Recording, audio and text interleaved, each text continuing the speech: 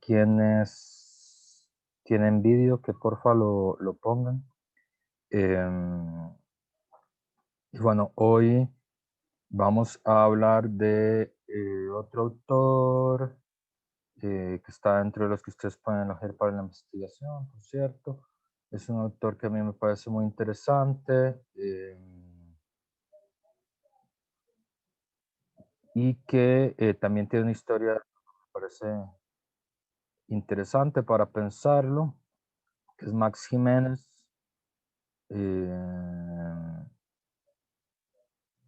Maximeno Huete, ¿verdad? Ustedes probablemente lo, lo ubican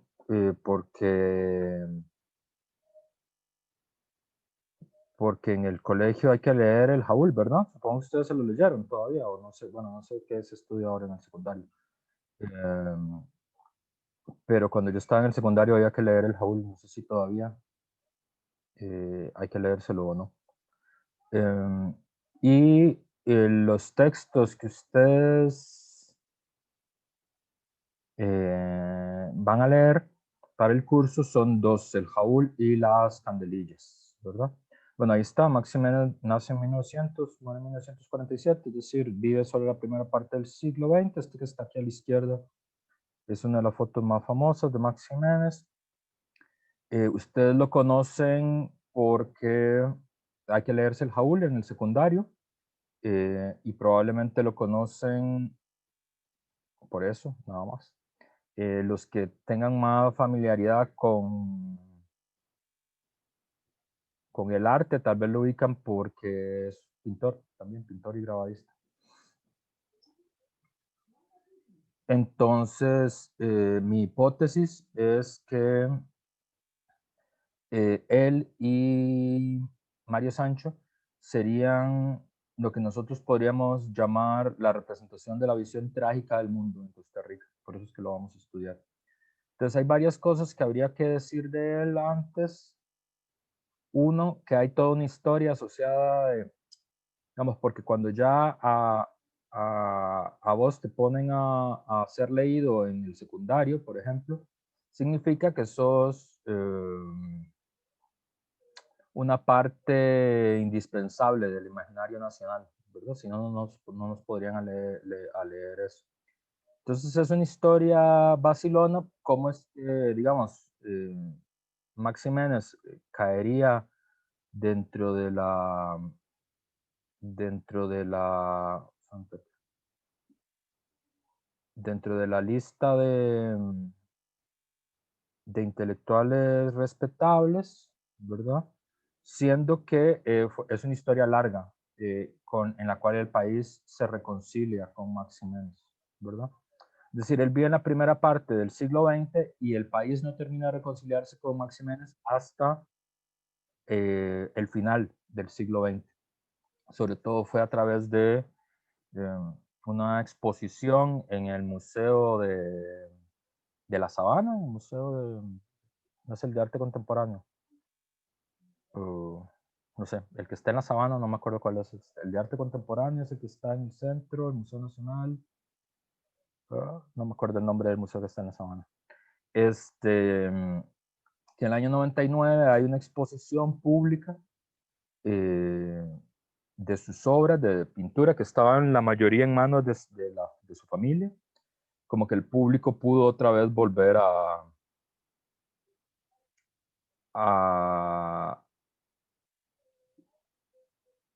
a contar con sus obras.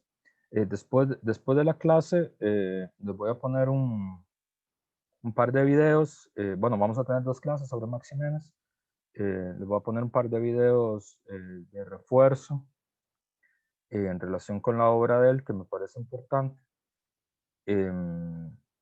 Y bueno, lo que es interesante es que Láscaris, cuando Constantino Láscaris, lo vamos a estudiar también, que se le considera el fundador de la institucionalidad filosófica costarricense, ¿verdad? Porque es el fundador de la Escuela de Filosofía tal como la conocemos ahora, de la Revista de Filosofía, viene al país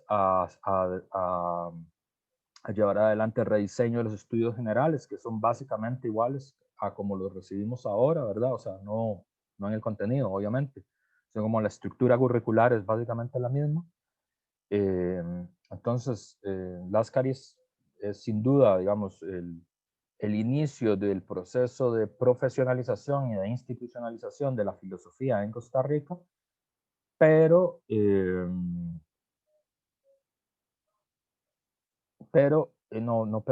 lo que es muy interesante es que de hecho, la que ustedes tienen en su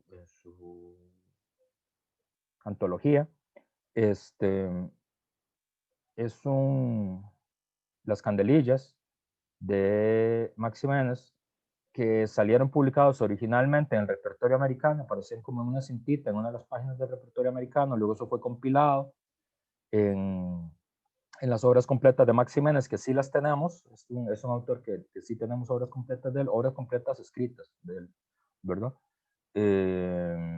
Y sí con aparato crítico, curiosamente también, con aparato crítico que presentan Álvaro Soto Quesada y Bernal Herrera, que han sido dos estudiosos muy importantes de la obra de Max Jiménez.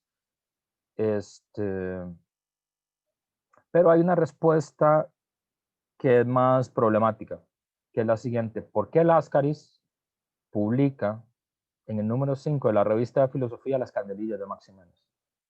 En el puro inicio del proceso de, de institucionalización de la filosofía en Costa Rica, el que se le considera el arquitecto de la institucionalización filosófica en Costa Rica, pone como ejemplo en los primeros números de la revista de filosofía las candelillas de Max Jiménez como parte del pensamiento filosófico, ¿verdad? Y curiosamente, nosotros no consideramos a Max Jiménez un filósofo. Yo tengo varios amigos, amigas muy queridas eh, de artes. En este curso normalmente hay gente de arte, de bellas artes, de pintura y así, ¿verdad? En filosofía tenemos un pedazo de la carrera compartido con la gente de historia del arte. Entonces, es normal que haya gente de bellas artes en los cursos. Eh, y nosotros siempre identificamos a Max Jiménez como un escritor de literatura, como un pintor, como un grabadista, pero no como un filósofo.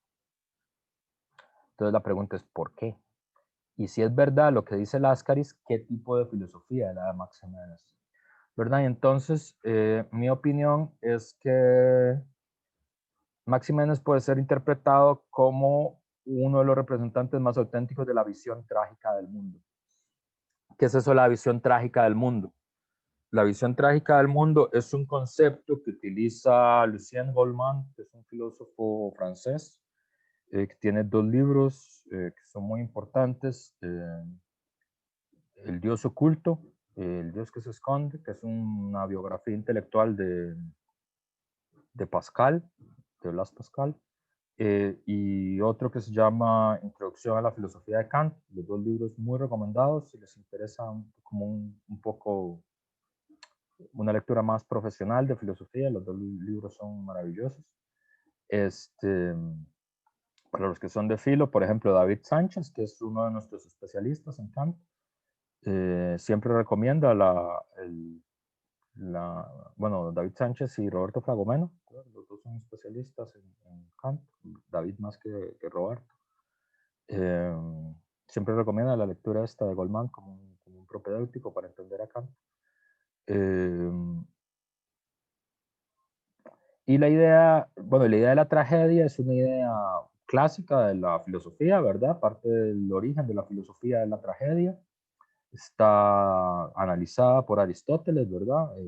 Desde muy temprano. El modelo de la tragedia griega es la Antígona, ¿verdad? De Sófocles. Y la tragedia, según la definición de Lukács, de Gregory Lukács, es un espectáculo que los dioses ven, pero que no intervienen en él, ¿verdad? Esa es una de las primeras definiciones de la tragedia. Y dice, profe, ¿y eso qué significa? ¿Verdad? La gracia, como nosotros vivimos en el último estado confesional de Occidente, sabrán que parte de la gracia, bueno, no parte de la gracia, parte de la conclusión lógica, digamos, de aceptar teológicamente la existencia de un Dios, ¿verdad? Como fuerza trascendente en el mundo, es que Dios puede intervenir en el mundo. Esa es la gracia, ¿verdad? Dije otra vez gracia. Bueno, una implicación lógica de aceptar la existencia de la trascendencia divina de Dios es que Dios interviene en el mundo, ¿verdad? En forma de milagro, en forma de redención, en forma de plan, ¿verdad? En forma de predestinación, que es toda la tesis que defiende San Agustín y que defiende Martín Lutero, ¿verdad? Con mucha fuerza. Pero en este caso, la tragedia, ¿qué es? La tragedia es un espectáculo que le ocurre a los seres humanos, que los dioses podrían intervenir en ella, si quisieran, porque son dioses, y sin embargo no lo hacen. Sin embargo no lo hacen, ¿verdad? Entonces, digamos, como de esta forma filosófica, le hace entender a uno como cuál es el sentido del aspecto, para explicarlo sin conceptos teológicos. La tragedia, usando más la definición que usa Kant, por ejemplo, la tragedia es una antinomia, es decir, es una contradicción, pero que a diferencia de las contradicciones dialécticas, que tienen una forma de superación en forma de síntesis, las contradicciones en sentido de antinomia no se resuelven nunca, ¿verdad? La resolución es la muerte, que es una forma de no resolverse, ¿verdad? Entonces, por ejemplo, si ustedes han leído Antígona de Sófocles, los que ya hayan llevado el curso de fallas, ¿verdad? No, el curso de fallas no, filosofía clásica. O los que hayan leído Antígona, y si no han leído Antígona, pues están a tiempo de leer Antígona, porque no se puede pasar por la universidad sin haber ido al 8.8 y sin haber leído Antígona. Son dos cosas básicas que tiene que tener cualquier estudiante universitario en su vida. Bueno, el 8.8 ya no sé, porque está cerrado. Y no sé si regresará después de la pandemia, tal vez no, pero entonces obligatoriamente tienen que leer Antígona, no se puede pasar por la universidad sin haberlo leído. Antígona no se resuelve el conflicto, ¿verdad? O sea, el conflicto entre el Estado y el individuo, que es básicamente el conflicto que se retrata en Antígona, ¿verdad? Entre la ley humana y la ley divina, entre la ley antigua y la ley moderna, que es de lo que trata la obra, ¿verdad? No se resuelve con todo muerto. Entonces no, eso no es ninguna forma de resolver nada, ¿verdad? Entonces una tragedia es un conflicto, pero un conflicto que no se resuelve, ¿verdad? O sea, se resuelve eh, de manera fatal, ¿verdad? Eh, otra forma, otra forma en la que uno puede definir la visión trágica del mundo es una actitud ante los problemas fundamentales de la vida, una actitud ante cuáles son los problemas fundamentales de la vida. ¿Cuál es la relación entre nosotros y el cosmos? Es un problema fundamental. ¿Cuál es la relación entre nosotros y la naturaleza? ¿Verdad? ¿Cuál es la relación entre nosotros y la sociedad? ¿Cuál es la relación entre nosotros y nosotros mismos? ¿Verdad? Esos son problemas fundamentales de, de, de, para responder, ¿verdad? Y las visiones del mundo, que no es exactamente lo mismo que una filosofía, porque filosofías hay muchas, de mucho tipo y muy variadas, ¿verdad? Eh, en eso hay como siempre hay como mucha confusión, ¿verdad? Porque opinión, filosofía y visión de mundo como que se confunden, ¿verdad? Es decir, si uno no ha estudiado profesionalmente filo, uno lo usa como si fuera lo mismo, ¿verdad? Entonces uno dice, en mi visión de mundo sería mejor que siguiera jugando Alonso Solís, ¿verdad? No podría decir eso. O en mi visión de mundo es mejor prisa del 92 que prisa del 98, ¿verdad? Entonces, eso tiene sentido, uno lo puede decir en el 8-8 si está hablando de fútbol, ¿verdad? Pero no es como técnicamente riguroso, ¿verdad? En realidad uno debería decir, mi opinión es que, ¿verdad? Saprissa del 92 es mejor que Saprissa del 98. Entonces, opiniones, hay miles de millones de opiniones, todos tenemos opiniones sobre todo, ¿verdad?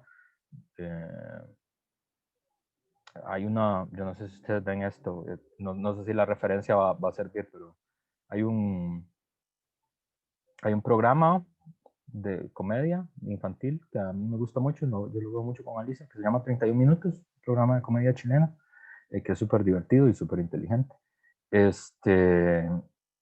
Muy fan, yo y Alicia, del programa. Este, y tiene una canción que se llama Yo Opino, que la pueden buscar, es muy divertida, ¿verdad? Que lo que quiere decir uno puede opinar sobre todo, con fundamento, sin fundamento, con saber, sin saber, ¿verdad? Yo opino que el coronavirus es en realidad igual que una gripe estacional. Está así, está bien, es opinión. Entonces la opinión no tiene fundamento, no tiene verdad, pero es la opinión de las personas. Otra cosa es como la filosofía, que es como más rigurosa, ¿verdad? Que es un pensamiento racional, fundamentado, ¿verdad? Fundamentado de varias formas. Pero hay filosofías que tienen visiones del mundo muy parecidas, ¿verdad? Por ejemplo, la filosofía de Locke es diferente de la filosofía de Hume, o la filosofía de Locke es diferente de la filosofía de John Stuart Mill, por ejemplo, pero tiene una visión del mundo muy compartida, una visión del mundo compartida, ¿verdad? O sea, uno puede saber, uno no puede decir que Locke es lo mismo que Hume o que Locke es lo mismo que John Stuart Mill, ¿verdad? Si uno dice eso en clase de filo, le ponen un 4, ¿verdad? Es decir, no vale hacer eso. Este, pero uno sí puede decir, bueno, John Locke, David Hume y John Stuart Mill tienen la misma visión del mundo. Eso sí lo puedo decir, ¿verdad? ¿Qué quiere decir? Que los problemas fundamentales, qué relación hay entre yo y el cosmos, qué relaciones hay entre yo y la naturaleza, qué relaciones hay entre yo y la sociedad, qué relaciones hay entre yo y mí mismo, ¿verdad? Esas preguntas las responden igual, ¿verdad? Entonces, la visión trágica del mundo eh, es una visión que ante todos los problemas fundamentales de la condición humana responde sí y no simultáneamente sin que sea contradictorio. Esa es una visión trágica del mundo. Por ejemplo, ¿el universo tiene sentido? Sí y no. ¿No? ¿Podemos esperar algo del futuro? Sí y no. ¿No? ¿Soy algo más que un animal? Sí y no. ¿Verdad? Entonces, esa es la visión trágica del mundo, es responder sí y no a todas las preguntas fundamentales. Y profe, como, ¿quién se parece a eso? Blas Pascal, parece eso. ¿Quién más en la historia de la filosofía? Soren Kierkegaard, parece eso. Es una tradición dentro de la filosofía. No tan numerosa como otras, pero existe, digamos, una visión trágica del mundo en, en muchos autores, ¿verdad? Es muchísimo más frecuente que aparezca bueno, aparece en la filosofía, por ejemplo en Pascal, aparece en Soren Kierkegaard, pero también aparece en otras producciones culturales como el teatro, ¿verdad? Como en Shakespeare o en Andrómaca y Berenice, por ejemplo. Las obras de teatro aparece también esa forma de ver el mundo, ¿verdad? Piensen, por ejemplo, en el Hamlet de Shakespeare, ¿verdad? Que ante la pregunta, ¿debo actuar? ¿Qué responde Hamlet? Responde, ¿no? ¿Ser o no ser? Y no sé si tengo que actuar o no tengo que actuar, ¿verdad? Sí, no, simultáneamente. Entonces, es una vara trágica, eso, ¿verdad? Entonces, Max Jiménez es un poco eso en la historia del pensamiento costarricense, ¿verdad? Sería para mí, sería la forma, digamos, el autor que mejor podría representar eh, la visión trágica del mundo en El Jaúl y las Candelillas, en esas obras, ¿verdad? Esas son sus obras filosóficas, El Jaúl y las Candelillas. La pintura es otra historia. La pintura me parece que hay que analizarla distinta. Pero las obras filosóficas de Max Jiménez son El Jaúl y las Candelillas. Unos fantoches también debería decir ahí. Eh, pero bueno, digamos, esas son las que vamos a estudiar nosotros. Cosas que tienen que saber de Max Jiménez. Vida y Milagros de Max Jiménez. Uno es que esto es una cosa curiosa, que creo que es importante. Él viene de unas familias patricias del país, él es Max Jiménez Webb, ¿verdad? Y ese Jiménez es de la familia Jiménez, de los dueños del país, ¿verdad? De los que todavía hoy son dueños del país. Como Manuel Jiménez de la Guardia, ¿verdad? Como el dueño de la Florida Ice and Farm y del ingenio El Viejo, no, El Viejo es de los Yankees, el ingenio Juan Viñas, en Turrialba, si alguno de ustedes es de Turri, y del Four Seasons, me parece que también, o el Papagayo Golf Resort, no me acuerdo en cuál negocio de hoteles está. Pero básicamente, si usted consume algo en Costa Rica, probablemente está aportando parte de su dinero para la familia Jiménez, es una de las grandes, de las 18 grandes familias que tiene este país, él es de esa familia, ¿verdad? Es un rico, digamos, ¿verdad? Rico no como, porque hay como una distorsión gracias al diario La Nación, gracias a Fabricio Alvarado, entonces uno cree como que el hijo de un médico es rico, ¿verdad? No, rico es rico, rico es dueño del país, ¿verdad? Este, por ejemplo, el estudio que él tenía en París, porque tenía un estudio en París, ¿verdad? En el año 30, no hoy, en el año 30, ¿verdad? Se puede imaginar en un país que básicamente lo que tiene es campesinos, ¿verdad? Y peones agrícolas, eh, alguien que pueda pagarse un estudio en París, ¿verdad? Entonces él tenía un estudio en París y ahí llegaban ahí a aterrizar César Vallejo y Miguel Ángel Asturias, ¿verdad? Que Vallejo es uno de los grandes poetas de América Latina, ¿verdad? Un poeta peruano, que también hay que leer en el cole, hay que leer Los Heraldos Negros. Bueno, no sé, cuando yo estaba en el cole había que leer Los Heraldos Negros, no sé si todavía hay que leer Los Heraldos Negros. Vallejo se considera uno de los 4 o 5 grandes poetas de América Latina. Eh, y Miguel Ángel Asturias es el autor del Señor Presidente y es el único Nobel de literatura que tenemos los centroamericanos, ¿no? Es Chapín, es guatemalteco. Entonces, es un rico, ¿verdad? Eso le da mucha autonomía en el nivel a ese nivel, digamos, como de las cosas que puede hacer. Hay una historia como trágica de él con el país, porque en realidad la incorporación de Max Jiménez al Panteón Nacional, es decir, a los autores, que si uno es una persona estudiada y educada, debería saber quiénes son, ¿verdad? Es tardío, más o menos en el año 99, que como que el país se reconcilia con Max Jiménez, después de 50 años, ¿verdad? Eh, Él muere, y esto es muy interesante, él muere alejado del país, ¿verdad? Él toma una distancia muy larga del país. Bueno, ahora podemos contar más la historia. Él se va del país, él muere en el exilio, ¿verdad? Muere en Argentina. Que eso es una cosa que la gente medita poco, ¿verdad? Porque muchas de las personas que son de estas figuras icónicas de la ideología nacional, que se supone que uno debería conocer si uno tiene algún interés de conocer la historia nacional, ¿verdad? Y gente que está en los billetes, gente que está en los premios, gente que se publican sus libros, ¿verdad? Gente que se hacen estudios en la universidad sobre ellos. Son gente que murió en el exilio, ¿verdad? Carmen Lira, una. Yolanda Oriamuno, otra. Eunice Odio, otra. Maximénez, otro. Aquileo Echeverría, otro. ¿Verdad? Entonces, pueden ser que sean los representantes del ideario nacional, pero todos, o una parte importante de ellos, murió exiliado, murió lejos del país, ¿verdad? Y en el caso de Max Jiménez, murió peleado con el país, ¿verdad? O sea, es explícito. En el caso de él, el enojo con el país y su animalversión por, por el país. Hay un texto de Yolanda Oriamuno que habla sobre eso, que se llama Max Jiménez ante la indiferencia nacional, ¿verdad? Porque obviamente todos ellos tienen una relación, ¿verdad? Es decir, Max Jiménez publica muchas de sus cosas en el repertorio americano. Como habíamos dicho, el repertorio americano juega este papel como de foro, ¿verdad? Para la intelectualidad latinoamericana.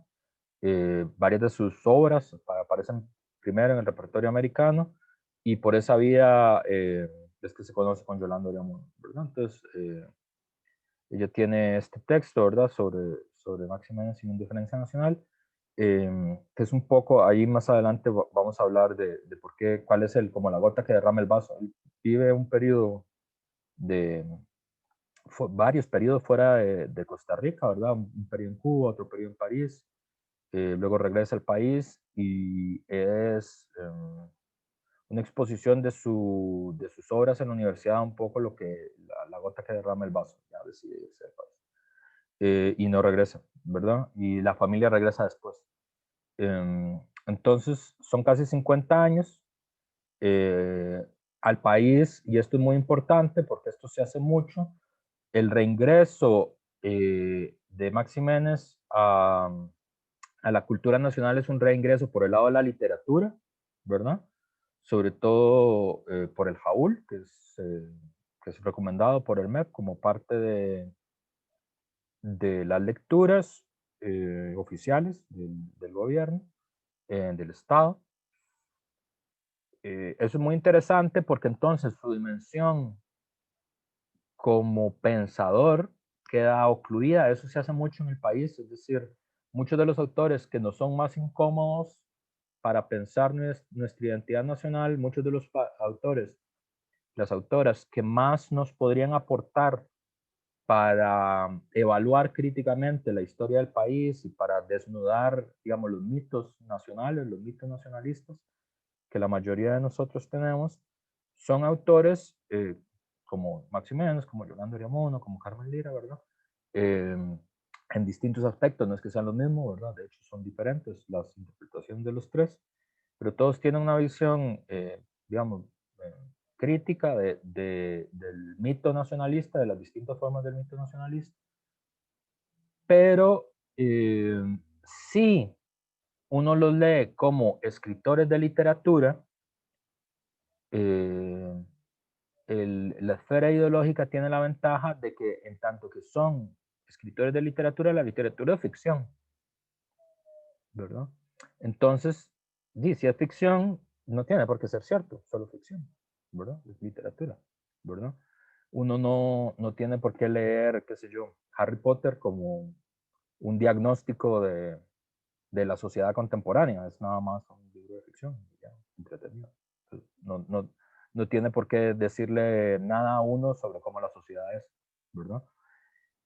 Pero él no fue solo un escritor de literatura, digamos, además escribió literatura, pero su expresión y su análisis y su interpretación sobre lo que el mundo es, sobre lo que el país es, está regado en toda su obra, ¿verdad? En la literatura, en textos filosóficos, en novelas filosóficas, que es lo que la clave de lectura que yo quiero que tengamos, ¿verdad? Que les voy a presentar sobre lo que el Jaúl es, este, en su pintura, ¿verdad? Um,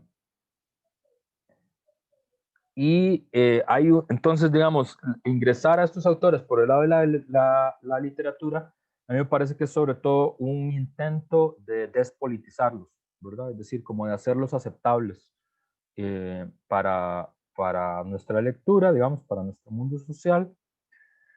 Por ejemplo, en la mayoría de textos eh, de secundaria, el Jaúl, perdón que me haya distraído, es que creo que entró una abeja al estudio, entonces me dio miedo que me picara.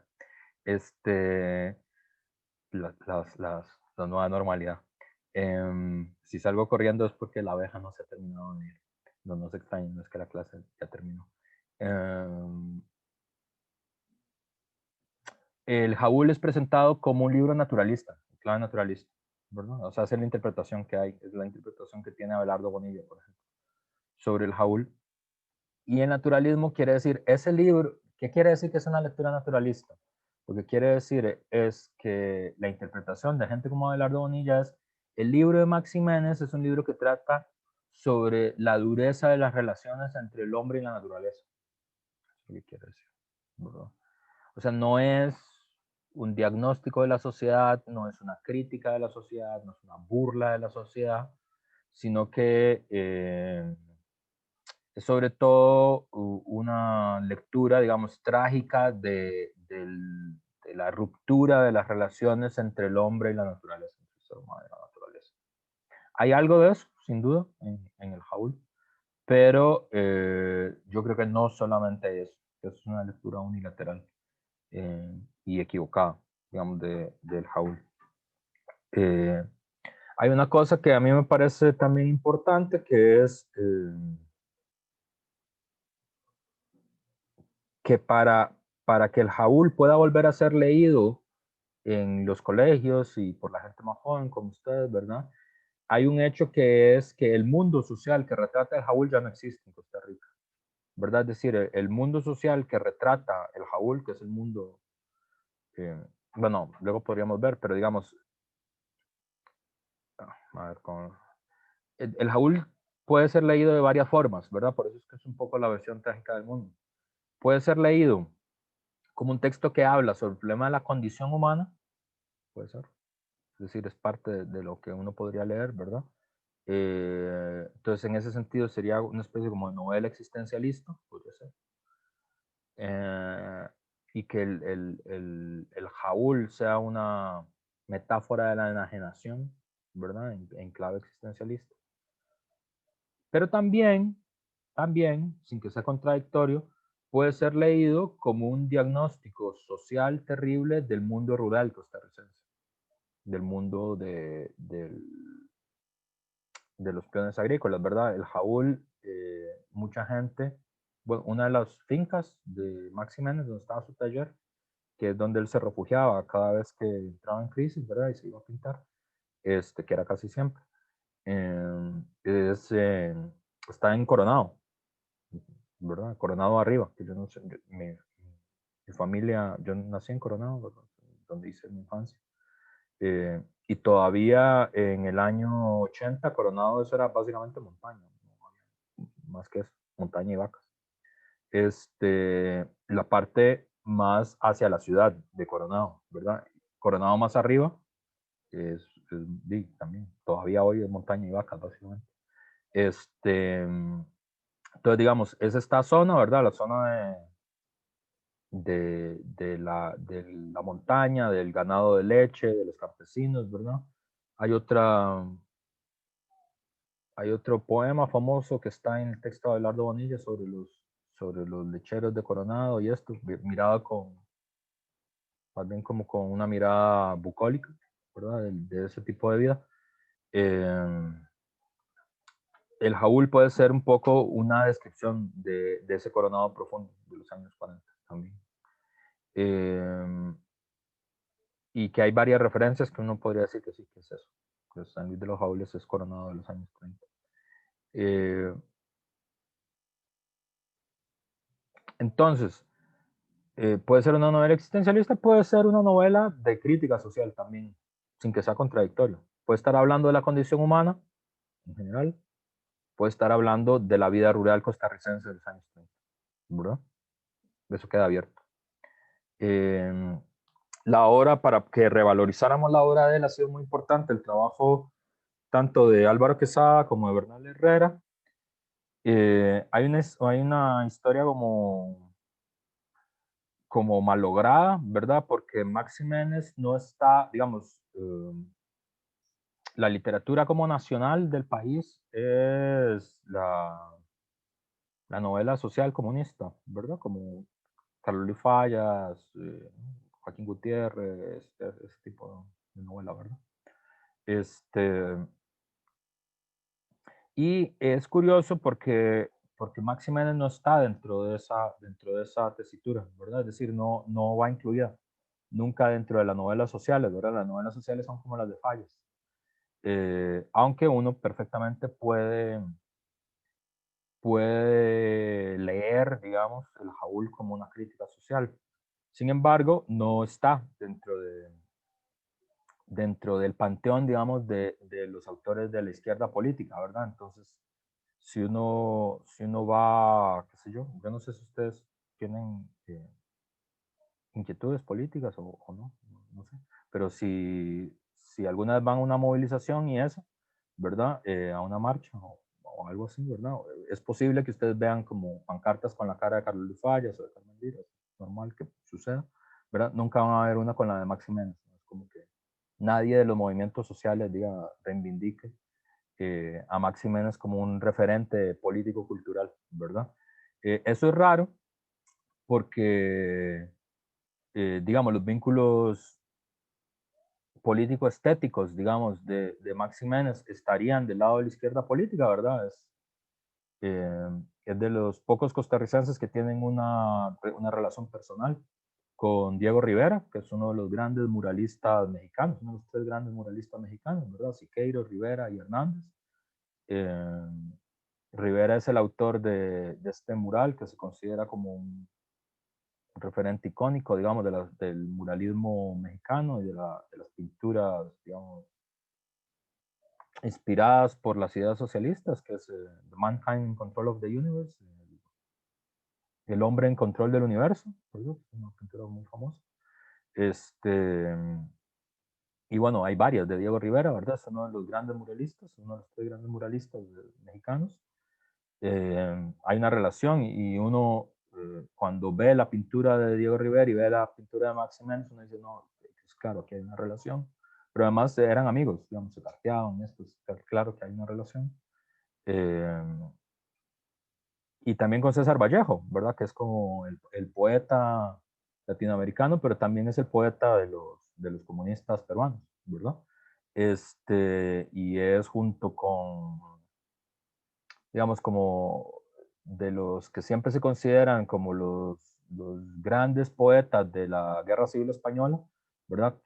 Que no son españoles directamente, ¿verdad? Neruda, Vallejo, ¿verdad? Y sin embargo no aparece eso en Max Jiménez, ¿verdad? De hecho, según el libro de Alfonso Chase, dedicado a Max Jiménez, que no me gusta mucho a mí usar Alfonso Chase de fuente, pero ahí en ese libro sí, él sí pone la fuente y luego fui a revisar y de verdad está la polémica en el periódico que él refiere. Por ejemplo, el Partido Comunista Costarricense establece una polémica contra Max Jiménez por escrito, ¿verdad? Con sus obras. Porque,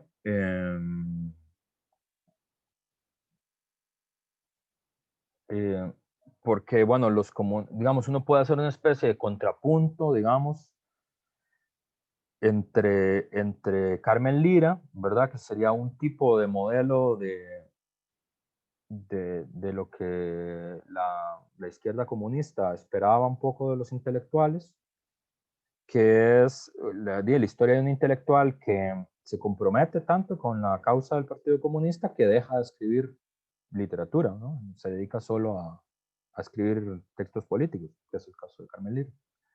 Y hay otro modelo que es más, creo que contra lo que quiere polemizar Max Jiménez, que no sé si ustedes lo ubican y no lo vamos a estudiar en este curso, lamentablemente, tal vez en el próximo, para la próxima generación que dio este curso sí hable sobre ella, y es injusto en mi parte, de hecho, no hablar sobre ella, que es Emilia Prieto, que es otra de las grandes intelectuales de la segunda parte del siglo XX costarricense. Convencionalmente se le considera una folclorista, ¿verdad? Pero es una de las mejores grabadistas que tiene el país, ¿verdad? Y hay una historia ahí como medio, no sé, no sé si trágica, no es tanto como, no da como tanto para ver trágica, pero hay un poco como de machismo en la historia nacional, ¿verdad? Porque como ella fue la compañera de Amiguetti, entonces, todo el mundo al que conoce es a Francisco Amiguetti, ¿verdad? Y como la obra de ella no es menos conocida, ¿verdad? Pero en realidad fue ella, digamos, la que le enseñó a pintar a Amiguetti. Y digamos, Emilia Prieto, que estuvo vinculada al Partido Comunista y fue una de las figuras, una de las 5 o 6 figuras mujeres comunistas importantes, ¿verdad? Todas muy importantes en el campo de la cultura, por cierto. Carmen Lira, Luisa González, Emilia Prieto, Virginia Grutter, la poeta, ¿verdad? Emilia Prieto era defensora y en ese periodo de la vida social, esto les va a parecer rarísimo, va a ser como si les estuviera explicando la geología de Marte, pero tal vez la geología de Marte es más fácil de entender, pero voy a ver si me explico. En los años 30 había una polémica entre las esferas culturales, ¿verdad? Entre los artistas. Entonces había un grupo de artistas como Pablo Neruda, como Luis de Aragón, como Emilia Prieto en Costa Rica, que defendían una cosa que se llamaba el realismo socialista, ¿verdad? Que era una forma de arte que era una representación realista de la sociedad. El centro de su polémica, de su obra artística, era representar la realidad social, ¿verdad? Eh, y además en la representación de esa realidad social había personajes que representaban los valores de la clase obrera y los valores del socialismo, ¿verdad? Entonces, ¿qué tipo de novelas así como Mamita Yunay, ¿verdad? ¿Verdad? Que Calero es como eso, como la representación de la bondad, de la tenacidad, del el dolor, digamos, y el sufrimiento de la clase obrera, su esfuerzo por emanciparse, ¿verdad?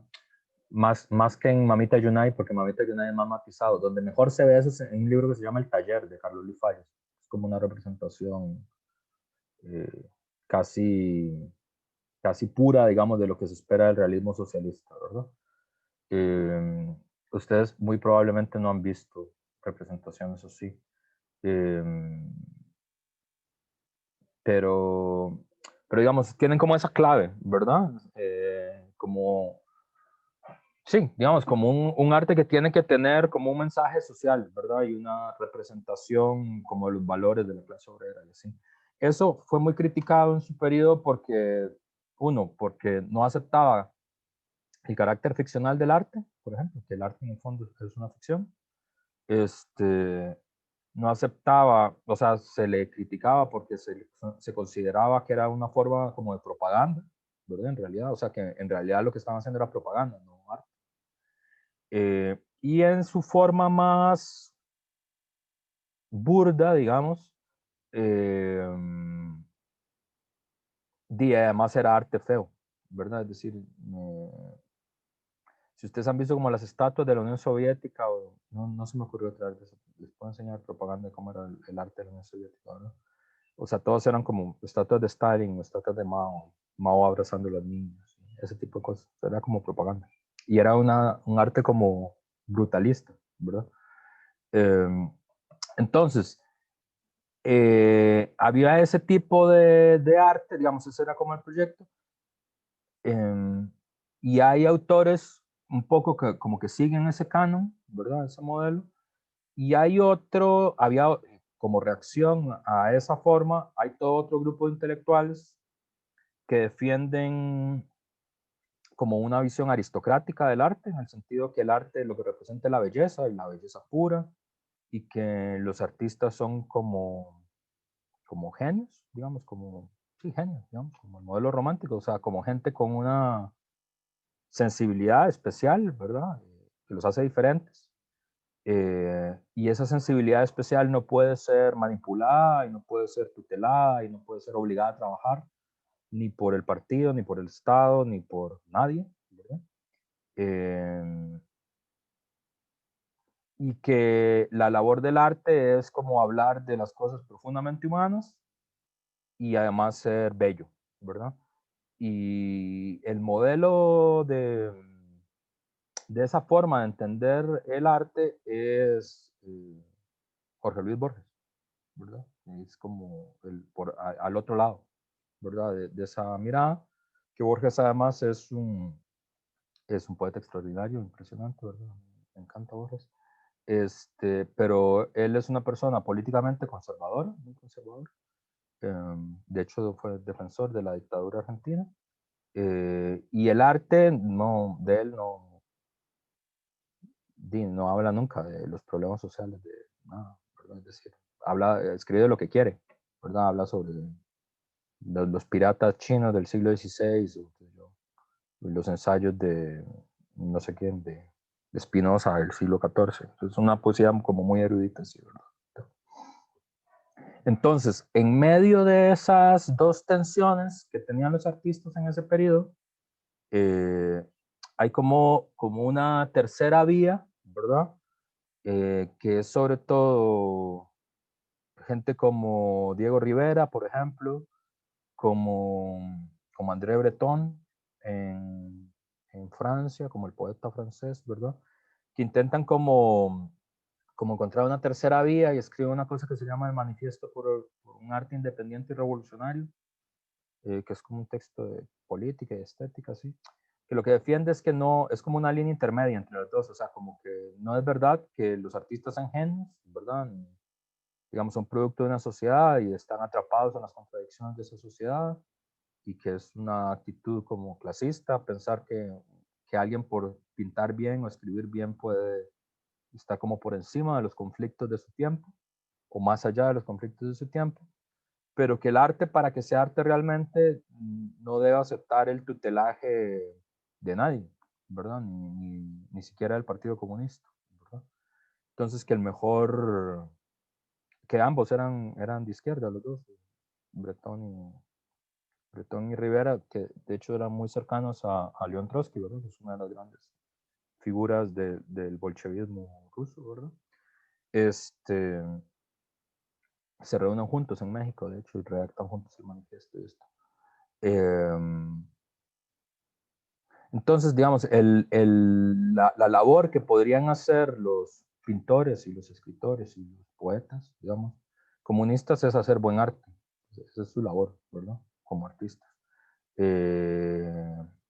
no tienen por qué seguir, digamos, el tutelaje, digamos, cultural del Partido Comunista. Entonces es un poco la tensión. A mí me parece que Max Jiménez está más cercano a esa posición, digamos, como la posición de Rivera, ¿verdad?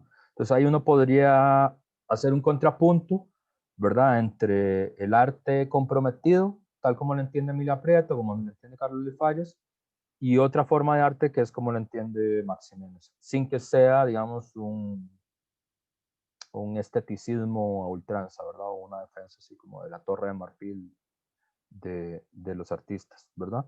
Que él bien podría haber sido un artista de Torre de Marfil, porque viene de una familia rica, ¿verdad?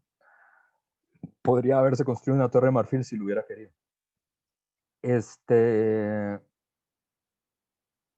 Y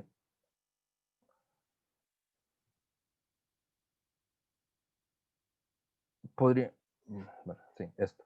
Entonces, habíamos dicho, bueno, esto ya se los había dicho, fue publicado en el repertorio, qué tipo de filosofía está. La otra cosa, en mi defensa de que por qué tendríamos que tener a Max Jiménez en un curso sobre historia de la filosofía, lo primero que podríamos decir es que la filosofía tiene muchos formatos, a contra de lo que nosotros creemos. Normalmente nosotros creemos que la filosofía son como libros, ¿verdad? Es decir, como el libro de filosofía. O el ensayo, ¿verdad? Cuando uno le pone, los que son más de filo, es muy normal que la forma en la que, o sea, los que estudian profesionalmente filo, los que están llevando el curso de como segunda carrera, es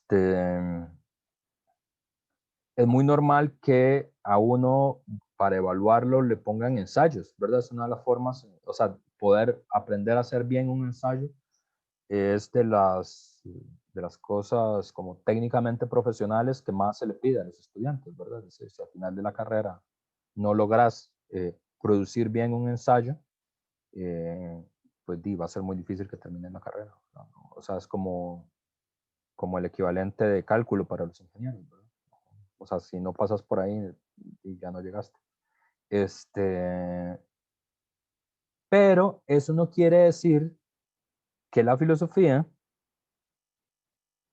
se tenga que hacer en libro o ensayo. La filosofía, a lo largo de su producción humana, ha tenido todas las formas, todos los formatos, ¿verdad? Uno puede encontrar ensayos filosóficos, sin duda. Uno puede encontrar libros, obras sistemáticas, ¿verdad? De largo alcance, como la crítica de la filosofía, no, la crítica de la razón pura de Kant, ¿verdad? O la fenomenología del espíritu de Hegel, ¿verdad? La crítica de la razón dialéctica de Jean-Paul Sartre, que son obras sistemáticas, ¿verdad? De largo alcance.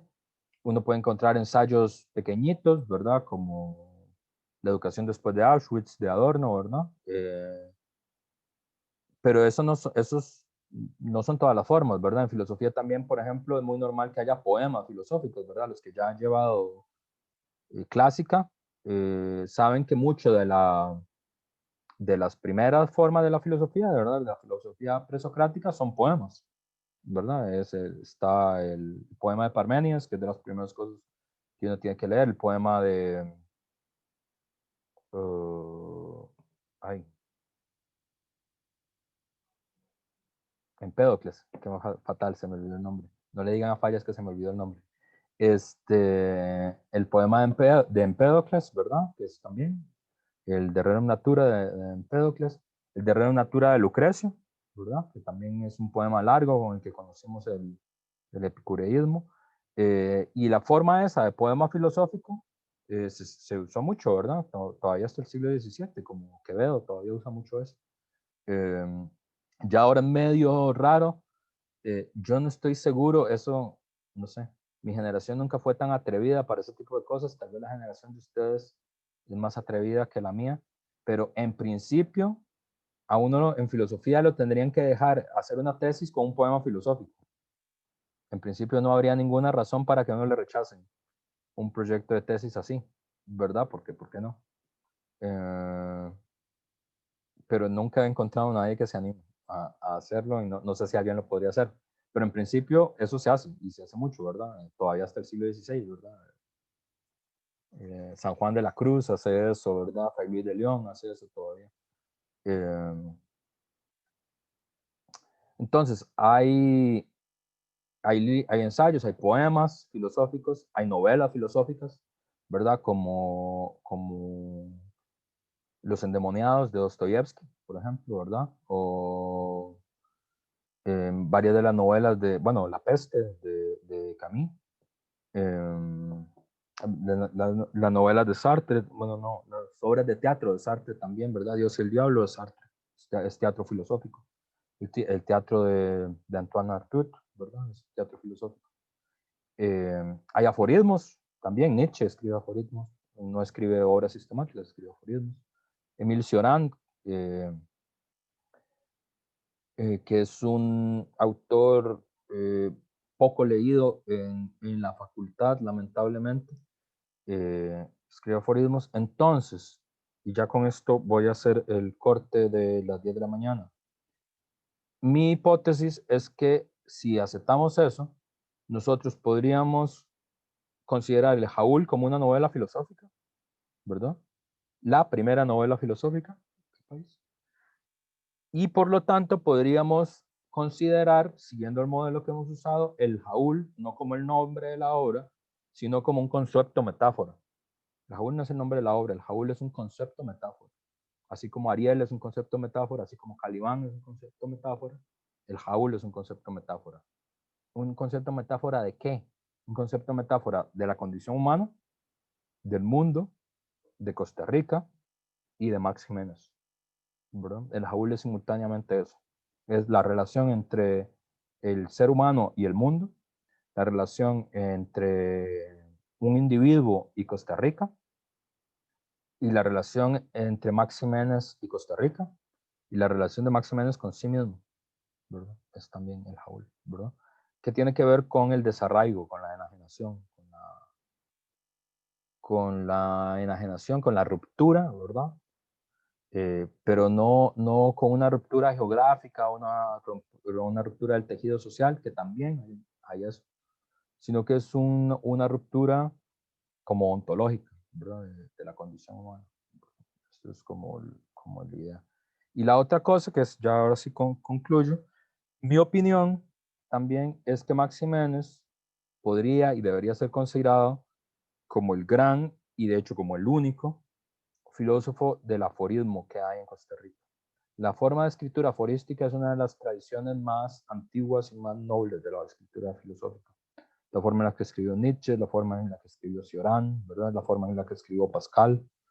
Es una forma muy difícil de escribir filosofía. Yo no sé si usted lo ha intentado alguna vez. Yo soy absolutamente incapaz de escribir en aforismo. No lo logro, ¿verdad? O sea, yo puedo escribir otras cosas, puedo escribir libros, puedo escribir ensayos, puedo escribir artículos de periódicos, eso sí me sale, ¿verdad? Pero aforismo no, nunca he podido.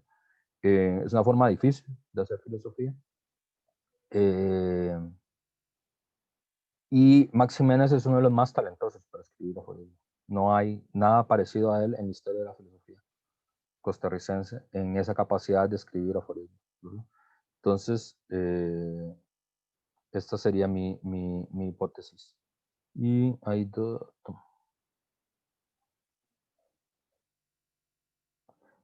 Entonces, vamos a hacer el corte, son las 10, ¿verdad? Entonces, son las 10, 10, 10, 10, 10. Y a las 10 y 10 hacemos la segunda avenida.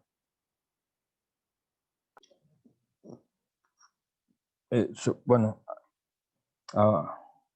solo para recordar, tal vez lo vemos con más detalle el próximo jueves. El 21 al 28 de octubre son las jornadas de investigación en filosofía, es decir, la otra semana. Y bueno, yo les recomendaría mucho que participaran en las jornadas. Yo no, me acaba de llegar la propaganda. Entonces podríamos ver si hay alguna mesa que nos calce con el curso en la cual participemos y esto. Pero tal vez lo vemos o sea, todavía hay chance para eso, pero todavía no ha empezado, entonces tal vez lo vemos el próximo jueves. Y sobre todo hay una serie de conferencias que me parece que caen muy al pelo para el curso, que son las que tienen que ver con la mesa sobre filosofía costarricense, que hay varias sobre eso. Entonces, creo que valdría la pena que el grupo fuera, ¿verdad? Voy a continuar con Marx Jiménez. Entonces, las conferencias van a quedar en la web, no sé. Habría que preguntarle al instituto. Supongo que sí, pero no sé. El que le toca coordinar eso es a Sergio Rojas, que es el director del instituto. Entonces me imagino que sí. Entonces, Max Jiménez sería como la representación de la filosofía trágica en el país. Y no me había fijado si ya estaba grabando o no.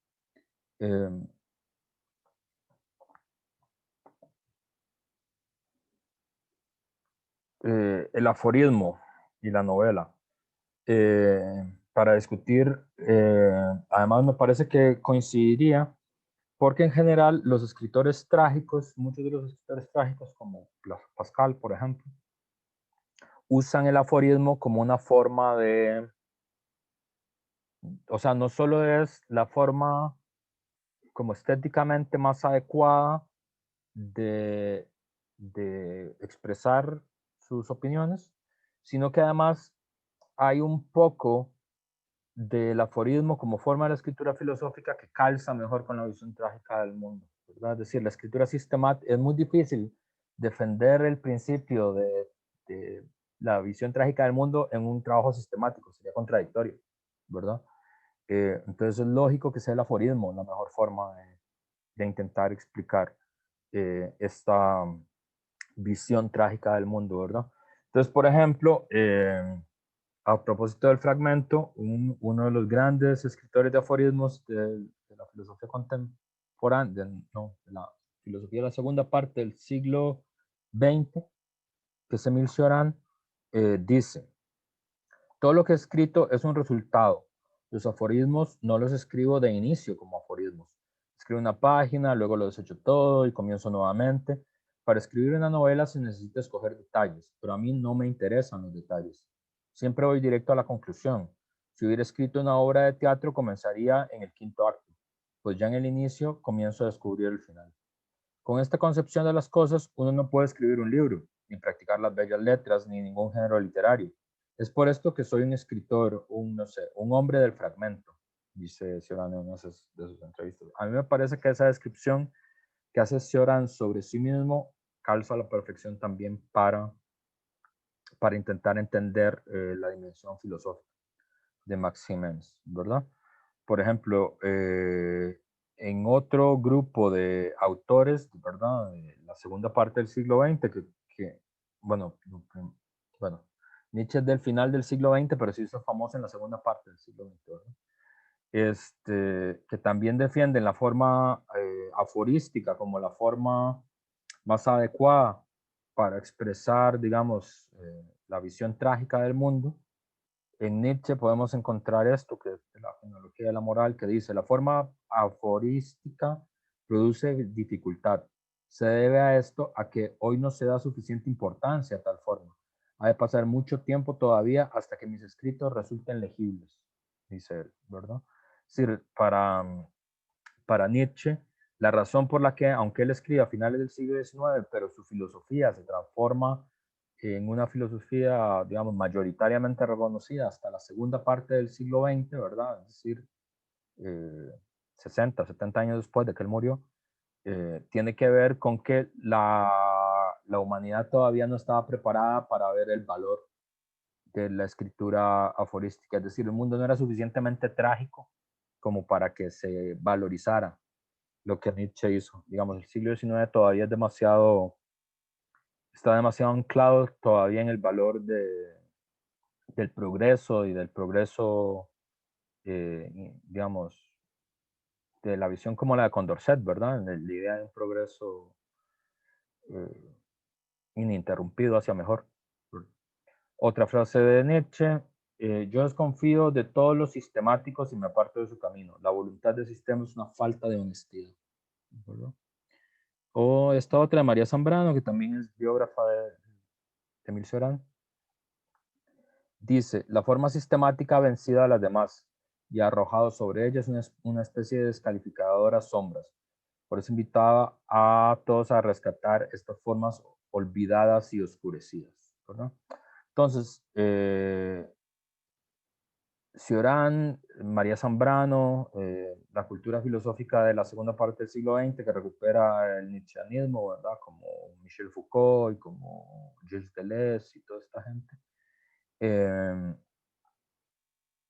Hacen una defensa de la forma filosófica del aforismo.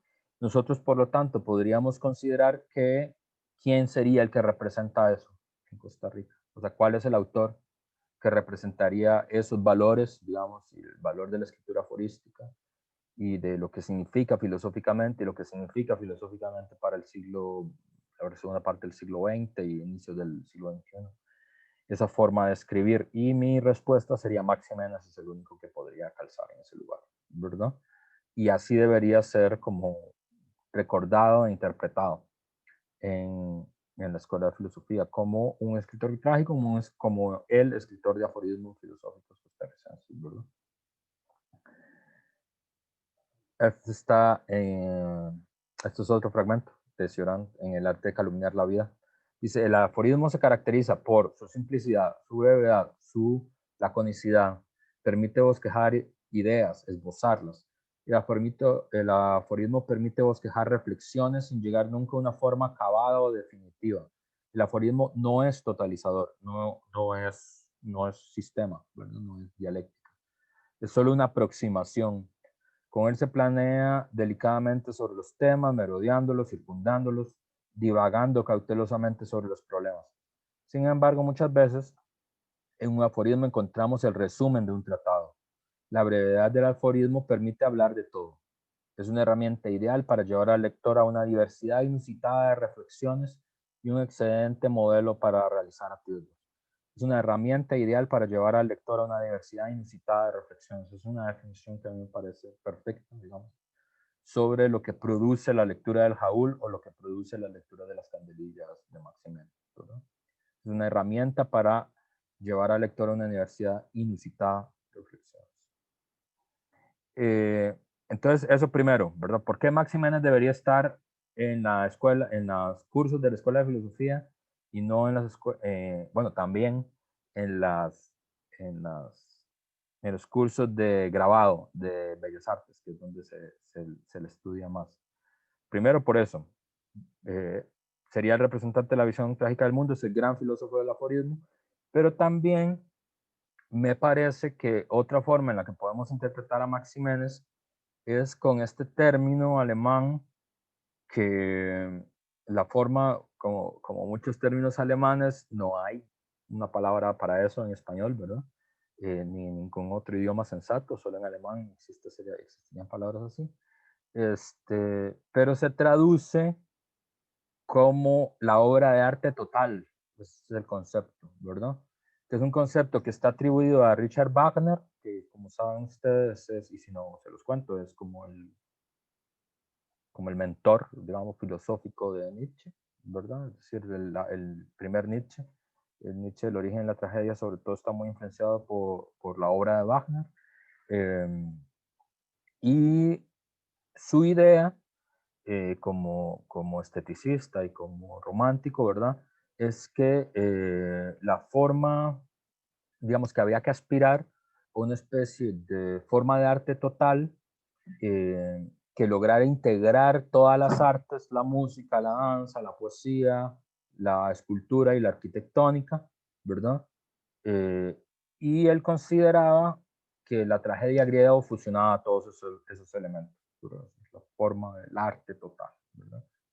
En la tradición de la filosofía, en una visión bastante más desencantada y menos heroica que la de Wagner, por ejemplo, Adorno sostiene que el cine es una obra de arte total, pero sometida a, a la forma de mercancía del capitalismo, a la industria cultural, ¿verdad? Entonces, cualquier peli de cine tiene música, tiene danza, tiene poesía, tiene pintura, tiene escultura, tiene arquitectura, ¿verdad?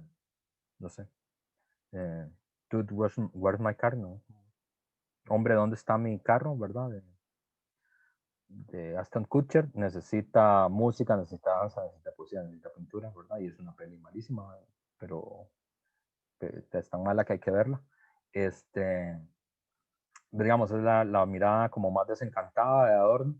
Pero digamos, esta cosa como prometeica de una obra de arte total es parte de la tradición filosófica, uno lo puede encontrar en Wagner, es una aspiración estética, ¿verdad? Como una obra de arte que le permita a uno, a través del arte, expresar, digamos, como las distintas tormentas, digamos, del alma humana. Y mi idea es que Max Jiménez, bueno, ustedes solo van a leer el Jaúl y, y, y los aforismos, pero en algún sentido uno puede interpretar a Max Jiménez como un hombre que está intentando buscar eso que está describiendo Wagner, ¿verdad? Porque Max Jiménez tiene el Jaúl y tiene los aforismos, que es lo que nosotros estudiamos, pero eh, su, su vida, ¿verdad? El conjunto de los productos culturales que él produjo, que él hizo, que él realizó, que él produjo, eh, uno ve como esta aspiración a una especie de vida tallada alrededor de los valores de la producción de la obra de arte total. Porque, por ejemplo, Max Jiménez hace pintura, hace novela, en Jaúl. Ahora las pinturas, vamos a ver, unas pinturas muy lindas, muy notables. Hace novela, hace aforismo, hace poemas, tiene varios poemas, varios libros de poemarios, ¿verdad? Sonaja, Quijongo. Hace música, hace teatro, hace un teatro que se llama Unos fantoches, que es una obra de teatro. Hace esperpento, que es una forma del teatro, ¿verdad? Parecida a la de Ramón Valle Inclán, ¿verdad? Que es un esperpento. Hace ensayos, ¿verdad? Varios de sus poemas se parecen, no. Hay uno de sus libros que se llama El domador de pulgas, que, que son textos un poco más largos, siempre con forma aforística, pero se parecen como a pequeños ensayos aforísticos. Hace grabado, hace escultura, ¿verdad? Entonces, es como leer solo, digamos, la novela y los aforismos, o ver solo su pintura, o ver solo sus grabados, no nos dan una imagen global de lo que él está intentando hacer. Y un poco lo que él está intentando hacer es expresar en las distintas formas del arte el mismo mensaje, ¿verdad? Entonces hay algo en él como que uno podría ubicarlo en este valor wagneriano de la obra de arte total y el hombre, ¿cómo se dice?, comprometido con ese proyecto de la obra de arte total wagneriana. Segunda cosa, ¿verdad? Entonces, escritor trágico, escritor, filósofo del aforismo, obra de arte total, como valor estético. Y la otra cosa que a mí me parece interesante es que Max Jiménez también podría estar, y esto que voy a decir a continuación es muy polémico, podría estar incluido dentro de los autores, que bueno, nosotros vamos a hablar más de eso después, vamos a ver un documental también, dentro de los autores que conectarían o que podríamos llamar como pensadores de la negritud en Costa Rica, y que son de los autores que podrían conectar con la reivindicación de lo afrolatino en Costa Rica. Esto es muy polémico porque él no es africano, no es un pensador afrocostarricense. Convencionalmente consideramos que eso también es polémico, ¿verdad? No, es una cosa que no he discutido yo mucho con Luis Mora, que es el especialista en pensamiento caribeño en la facultad, y con el Guille, ¿cómo se llama el Guille? Guillermo, ay, se me olvidó, con el Guille, se me olvidó el apellido, que es el otro gran especialista, pero él trabaja en sociología de pensamiento caribeño, Navarro, Guillermo Navarro.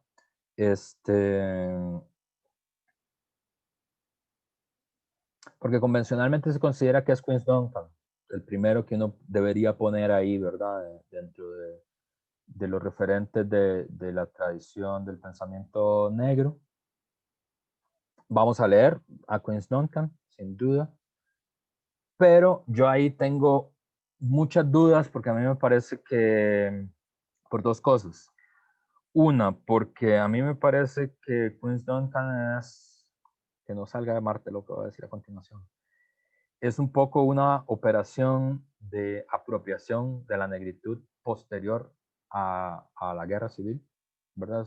Es una incorporación subordinada de la negritud en el país, que si yo digo eso en público en la universidad puede ser que alguien me lance algún objeto contundente, y en letras puede ser que me lancen dos objetos contundentes si digo eso en público, pero bueno, que no salga de Marte. ¿Por qué? Porque a mí me parece que en realidad nosotros deberíamos considerar que el primer intelectual referente innegable de la defensa de la negritud en Costa Rica es Marcus Garvey, no Queen's Duncan, sin duda. Y eso es polémico, ¿por qué? Porque Marcus Garvey no es costarricense, Marcus Garvey es jamaiquino. Entonces ya ahí hay un punto de polémica. Pero para defenderme yo de eso, diré en respuesta todavía más polémica que ¿por qué me parece que eso es así? Porque para no aceptar que Marcus Garvey es el primer gran autor costarricense que pone, digamos, en el país el problema de la herencia afro, habría que aceptar que Limón es Costa Rica. Y eso está en tela de juicio. Eso es lo que yo creo que hay que poner en tela de juicio. Si Limón es Costa Rica. ¿Verdad? Eso también es muy polémico. Pero a mí me parece que, por lo que hemos estudiado hasta ahora, en realidad, el Caribe, en realidad, lo que nosotros le decimos Costa Rica es la zona pacífica de valles y montañas. Eso es lo que quiere decir Costa Rica, ¿verdad? Pero el Atlántico centroamericano tiene bastante más que ver con el Caribe y con el sur de Estados Unidos que con lo que está allá de las montañas. Esa es mi opinión, ¿verdad? Y ya el garveyismo fue un movimiento intelectual, cultural, limonense muy importante. Y Marcos Garvey era jamaiquino, pero es que muchos de los afrodescendientes limonenses eran jamaiquinos y se consideraban jamaiquinos, no costarricenses, jamaiquinos, ¿verdad? Entonces ahí hay un punto que es muy polémico, que yo estoy dispuesto a alguna, no estoy seguro si estoy dispuesto a defenderlo, pero es mi interpretación del asunto. Pero además, vean qué interesante esto que señala aquí Carlos Guillermo Montero. Dice, cuando el doctor Norbert Novis, subdirector del Museo Sprengwell de Hannover, visitó Costa Rica a propósito del proyecto Kunsthaus Costa Rica para curar la exposición itinerante que se inauguró en el antedicho Museo Alemán en 1992, es decir, 7 años antes de la exposición, como que reingresó a Max Jiménez en la esfera pública costarricense. Dice, no considera la obra de Max Jiménez y prefirió incluir la de pintores negros de Limón, el óleo de Manuel de la Cruz, en la colección del Banco Central del 36. Una razón fue que Novis consideraba que Max Jiménez, el pintor de Costa Rica, el pintor del negro en Costa Rica, parecía más cubano que costarricense, ¿verdad? Parecía más cubano que costarricense, dice sobre su obra. Fíjense que aquí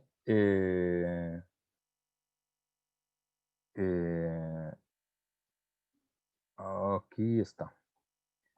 Entonces, este libro, por ejemplo, que es una compilación que hace la editorial ERA, que es una editorial muy profesional, ¿verdad? Entre la cultura editorial latinoamericana, ¿verdad? Es decir, no es como editorial marca Patito ni nada, pero igual las editoriales todos tienen sus límites y eso, pero digamos, ERA es una editorial seria. Eh, y es una editorial sobre la poesía negra en América Latina y en la página 62, Cuba, 64, acá. Esta es a quien seleccionan por Costa Rica. A quien selecciona es a Max Jiménez, ¿verdad? Y escribió estos ensayos. Este libro de poesía, Sonaja y Quijongo, obviamente es una referencia afro, ¿verdad? Porque esos son los instrumentos que más se usan, ¿verdad? En la música afrocaribeña, ¿verdad? Y afrocubana también. Y aquí hay varias.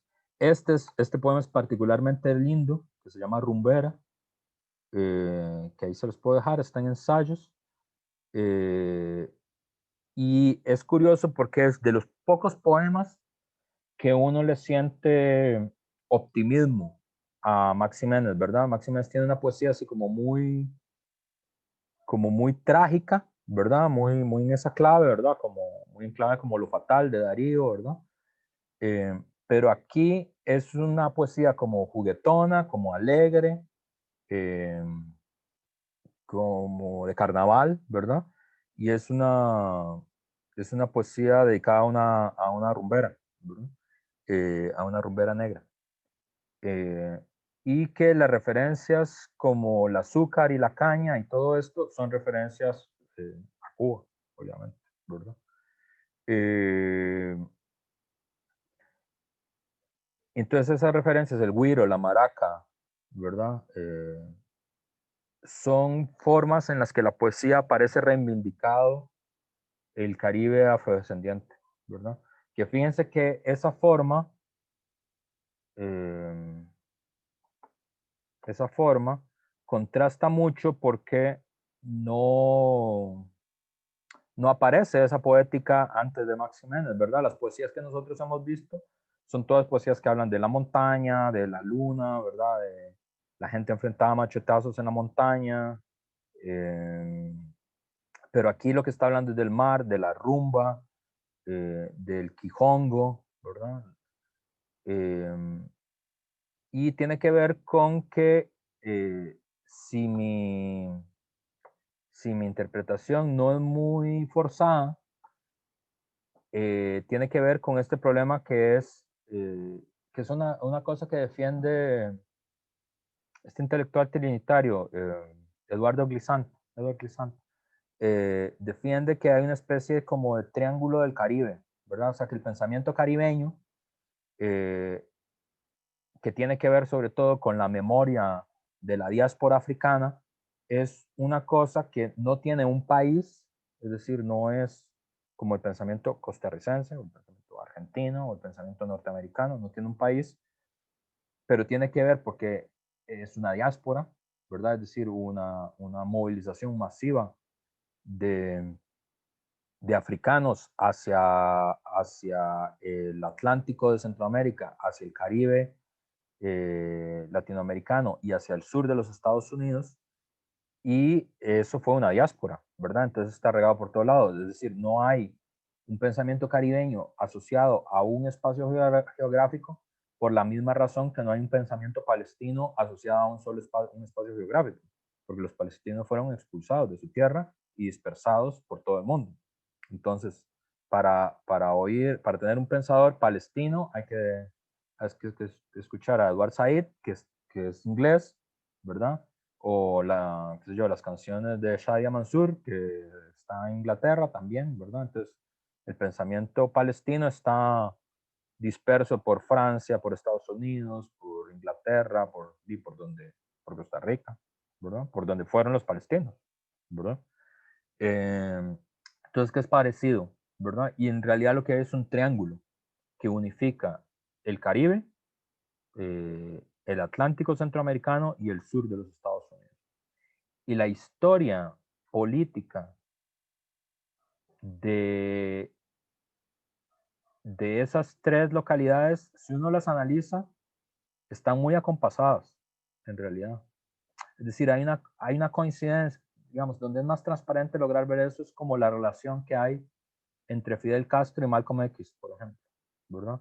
Es decir, hay una relación entre el proceso de radicalización política en Cuba que lleva a la Revolución Cubana y la independencia de Jamaica en el año 62 y el proceso de lucha por los derechos civiles en los Estados Unidos, ¿verdad? Y lo que está todos en común, ¿qué tienen? Lo que es en común es que son pueblos africanos, dispersos por el sur de Estados Unidos, por Cuba y por Jamaica, ¿verdad? Y esa es la tesis de Glissant, ¿verdad? Y por eso es que los ritmos políticos del Atlántico centroamericano no están acompasados con los ritmos políticos del Pacífico centroamericano, ¿verdad? Hay una razón, ¿verdad? Por la cual, digamos, el Atlántico, en todos los países, no solo en Costa Rica, en Nicaragua también, en Honduras también, en Panamá también, ¿verdad? El Atlántico de Centroamérica no aparece acompasado a los mismos ritmos políticos, culturales, que que el Pacífico, ¿verdad? Que la zona de montaña, ¿verdad? Entonces esa es mi hipótesis, ¿verdad? Entonces Max Jiménez estaría y tendría que, cuando se escriba con más precisión la historia de la negritud costarricense o de la negritud caribeña, para ser más preciso, Max Jiménez juega un papel que uno puede encontrar en su poesía, pero hay que ser como muy ñoño, como el profesor, para encontrar. Así en el poema La rumbera de Max Jiménez está eso, donde es más transparente, y ahí sí no hay duda, y por eso es que a mí me parece que hay que intentar entender la obra de Max Jiménez como una obra de arte total, ¿verdad? Es en la pintura es transparente, ¿verdad? Ahí no hay duda, ¿verdad? En la poesía es más, o sea, puede ser refutado, hasta a mí me da un poco de duda, ¿verdad? Me parece que, aunque sí, digamos, el poemario Quijongo, a mí me parece que la referencia a lo afrolatino es transparente, o sea, que ahí no hay dónde perderse, ¿verdad? Pero bueno, como no es el conjunto de su obra escrita y las obras escritas que él escribió son más famosas, El Jaúl y El Domador de Pulgas, entonces podría ser medio forzado, ¿verdad? Pero en la pintura no hay duda que es una reflexión sobre lo afrolatino. Pero manda siempre, y esto es muy interesante, es una reflexión de lo afrolatino cubano, no costarricense. o sea, el mundo afro que él representa no es Limón, no es el Caribe angloparlante limonense, sino que es el Caribe hispanohablante cubano, ¿verdad? Entonces, este cuadro, que para mí es mi favorito, es difícil escoger uno, sí, para mí es difícil escoger uno favorito de Maximenes, pero si me obligan, yo diría que este es mi favorito. Pintura, porque grabado es otra historia, pero pintura. Y este se llama Los Pescadores de Cojimar, ¿verdad? Y eso es un pueblo de Cuba, ¿verdad? Entonces, la pintura a mí me parece bellísima. Y aquí uno ve la conexión de Maximenes con las técnicas de la vanguardia estética de los años 30, ¿verdad? Entonces ahí habría otra razón por la que Maximenes debería estar en el pensum de filosofía, ¿verdad? Porque es probablemente el autor que con más transparencia uno puede decir, este es el representante en Costa Rica de las ideas de las vanguardias estéticas de los años 20 y los años 30. Es decir, sin duda. En la pintura, sin duda, ¿verdad? Y hay la influencia, a mí me parece que la influencia de Picasso, por un lado, y la influencia de Rivera, por el otro, es como muy transparente en estas fórmulas, sin que sea una copia ni nada, pero digamos, se nota la influencia por el gigantismo, por el tipo de las formas, por las temáticas que elige, ¿verdad? Esta obra eh,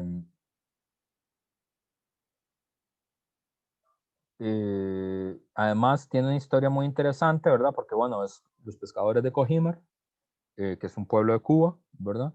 Pero esta obra se quemó, o sea, en el 48, durante una cosa que si alguno de ustedes es colombiano, no hay tantos, no, en el otro curso es que tengo estudiantes colombianos, este, hay una historia en la historia política y social de Colombia que es muy importante, se llama el Bogotazo, que es lo que empezó la violencia, se le llama, ¿verdad? Es un periodo largo de tiempo que es cuando asesinan a Jorge Eliezer Gaitán, ¿verdad?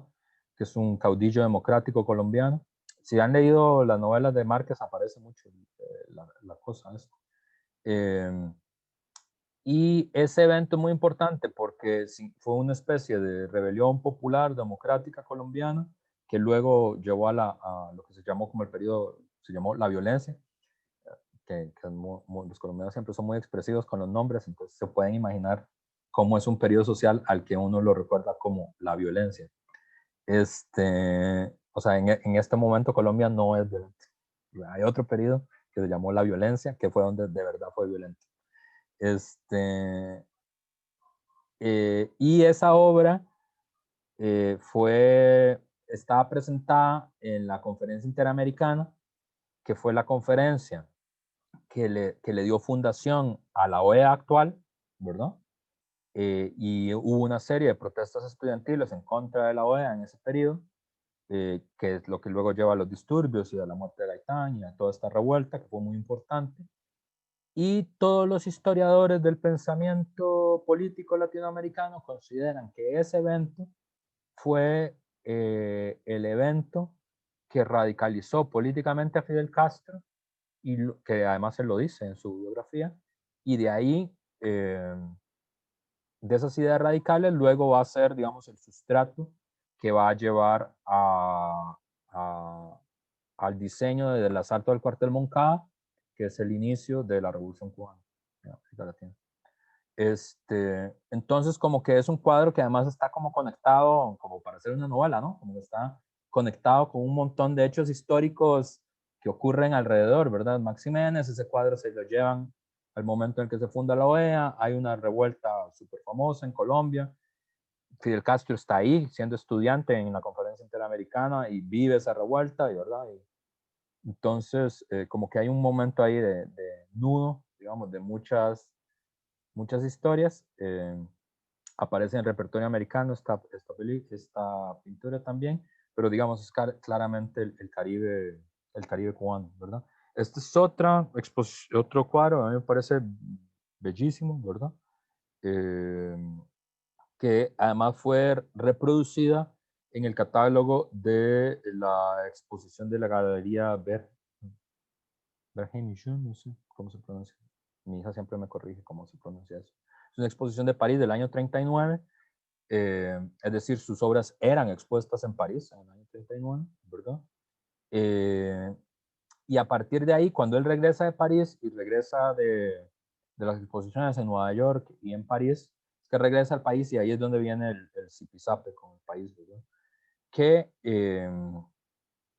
hay una lectura que yo les voy a invitar a que no hagan porque hay una especie como de lectura, ¿cómo decirlo? Como lectura elitista cultural del proceso, que es eh, leer este desencuentro entre la obra de Max Jiménez y el país como en clave de emprendedurismo empresarial, un poco como este país es demasiado pequeño y demasiado campesino y demasiado polo y demasiado que no aprecia las grandes inteligencias, y entonces por eso Max Jiménez pudo triunfar en Nueva York, que pudo triunfar en París, y el país nunca lo apreció, y eso es lo que demuestra es que los costarricenses son todos de campesinos polos, ¿verdad? Como en esa clave, como en clave, como, o sea, en esa clave Max Jiménez es Debbie Nova, una cosa así, ¿verdad? O sea, como la chica rica que salió, porque Debbie Nova viene de las familias de la migración polaca, exitosa, del país, por cierto. Y verdad, y triunfó, no sé, en Londres o en no, Los Ángeles, no sé, donde viva Debbie, no. Como en esa clave, ¿verdad? Y no es eso. A mí me parece que no es eso lo que pasó. Como en esta clave, como emprendedora neoliberal de yo puedo hacer que viva en Costa Rica, pero mis productos van a revolucionar el Silicon Valley, ¿verdad? Como cualquiera de nosotros puede ser el próximo ingeniero que va a revolucionar la industria del automóvil. Esa cosa no. Es una, a mí espero no lastimar como la sensibilidad de nadie, pero eso es una ilusión ideológica, eso no tiene sentido, eso solo Eli Feinstein lo puede creer, digamos, y no estoy seguro que lo crea. Realmente. No, no lo cree realmente. Sino que a mí me parece que hay una cosa más profunda, ¿verdad? Hay una cosa más profunda en el desencuentro entre Max Jiménez y el país, ¿verdad? Yo creo que es que el país no está preparado para la crítica de lo que su arte significa en el país, ¿verdad? Sobre todo porque Max Jiménez a mí me parece que apunta hacia dos de los pilares centrales de la esencia, digamos, de la mitología nacionalista costarricense. Uno, la del labriego sencillo, es decir, a diferencia de Aquileo Echeverría, donde, digamos, los conchos aparecen en su forma un poco brutal, ¿verdad? Pero son inteligentes, son vivos, ¿verdad? Tienen una inteligencia ahí intuitiva que hay que respetar, ¿verdad? Como en la firmita. En el caso de Carmen Lira, ¿verdad? El concho también es un vivo, ¿verdad? Como Tío Conejo, tiene como esta inteligencia intuitiva, ¿verdad? En Max Jiménez, los campesinos que aparecen son brutales, ¿verdad? Son bestias, son peores que las bestias con las que trabajan, ¿verdad? La, la primera escena del Jaúl, que es una escena de un dramatismo espectacular, ¿verdad? Pues a mí digamos, me encanta, no porque me gusta, sino que me impresiona, digamos, la fuerza, digamos, con la que inicia el texto, ¿verdad? Porque es una montaña cubierta de niebla, ¿verdad? Donde lo único que hay es un campesino y el buey, ¿verdad? Y el buey es, bueno, es una referencia clara al folclore, la carreta, los bueyes, ¿verdad? Es caña dulce, ¿verdad? Pero el buey además es un animal manso, ¿verdad? No es un toro, no es un caballo, ¿verdad? Que son animales que a uno los asocia como con el vigor y con la fuerza y como algo que eventualmente te podría hacer daño, ¿verdad? como con esta naturaleza agreste que podría lastimarte, ¿verdad? El buey es manso, está hecho manso, ¿verdad? Y es lento. Y sin embargo hay un enfrentamiento a chuzazos entre el tipo y el buey, ¿verdad? Y termina matando al buey a chuzazos, ¿verdad? Entonces es de un dramatismo ese inicio del cuento, ¿verdad? Que es muy difícil de tragar eso, ¿verdad? Es decir, son los campesinos representados en su forma más brutalmente instintiva, ¿verdad? Y además apunta contra otro aspecto que es muy difícil de tragar para nosotros, que es la del país de paz, la del país sin violencia, ¿verdad? Porque hace un ejercicio muy interesante desde el punto de vista estético en Jaúl, donde la violencia no es como aparece en Canal 7 o en Randall Rivera o en las declaraciones del señor presidente, que se dice como, se supone que vivimos en paz y hay hechos de violencia, ¿verdad? Como que la violencia es exterior a la paz, ¿verdad? Como hay una manifestación y sucedieron hechos de violencia, ¿verdad? Entonces, la violencia es como un epifenómeno que tiene que ver con cuando alguien tira una piedra o cuando alguien le pega con un palo a alguien, ¿verdad? Y Max Jiménez sale de esa versión liberal, ¿verdad? De estándar de la violencia, que es la que la mayoría de nosotros tenemos, ¿verdad? Y por eso nos cuesta tanto saber de dónde viene la violencia, ¿verdad? Y es tan normal que en estos días la gente diga, no sé de dónde viene esto, ¿verdad? No reconozco a mi país, ¿verdad? Yo veo mucho como ese tipo de reflexión, ¿verdad? Y Max Jiménez es una buena forma, digamos, a mí me parecería que sería una buena forma de leer y de decir, claro, Max Jiménez ve una violencia que es transversal a toda la vida social, a todas las instituciones. Todas aparecen representadas con una carga de violencia y de brutalidad mortal, ¿verdad? El campesino y el buey, la familia, la iglesia, la escuela, el político, el policía, ¿verdad? La violencia es transversal y aparece en todas las instituciones, en todas, ¿verdad? Aparecen todas las instituciones produciendo violencia y produciendo muerte, ¿verdad? Las más queridas, la iglesia, el Estado, la educación, la familia, ¿verdad? La familia es particularmente retratada con un nivel de violencia y de agresividad que es muy pasmoso, ¿verdad? Es decir, el, la familia, sobre todo en la parte del Mosco, que es una de las partes más duras, ¿verdad? Del cuento, aparece retratado en su peor forma, ¿verdad? En forma de violencia contra los niños, de estupro, de violación, ¿verdad? De mentira, ¿verdad? Eh, y entonces, ese diagnóstico de la vida social como un mundo, como una montaña, ¿verdad? Que por todos lados produce violencia y que chorrea violencia por todos lados, ¿verdad? Tanto como para cubrir a toda la vida social, es una cosa que es muy difícil de asimilar. Digamos, no es una forma que no sea agradable, digamos, ni asimilable tampoco, digamos, porque nosotros siempre consideramos como que la violencia es un hecho exterior, pero que la mayor parte del tiempo no hay violencia, ¿verdad? En el Jaúl más bien aparece retratado hacia el otro lado, siempre hay violencia en todo momento, ¿verdad? Y eso hace que quienes habitan en San Luis de los Jaúles no sean mejores que los animales, sean peores de hecho, ¿verdad? O sea, lo único noble que hay en toda esa historia es el buey que muere en el primer cuadro. Nada más, ¿verdad? Y el resto, todo es agresividad, ¿verdad? Empezando por la montaña, inclusive la naturaleza es violenta, ¿verdad? O sea, la montaña es esta cosa como que se va a devorar a San Luis de los Jaúles, ¿verdad?